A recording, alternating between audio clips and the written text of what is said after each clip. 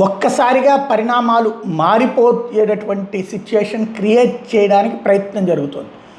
Iran Israel వ్యవహారం కాస్త ఇప్పుడు ముదిరి పాకానబడుతోంది.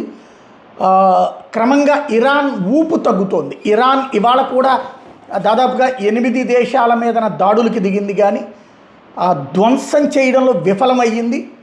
అక్కడ ఎయిర్ డిఫెన్స్ సిస్టమ్స్ బాగా యాక్టివ్గా పనిచేసినాయి, కంట్రోల్ చేసేసినాయి మ్యాక్సిమం.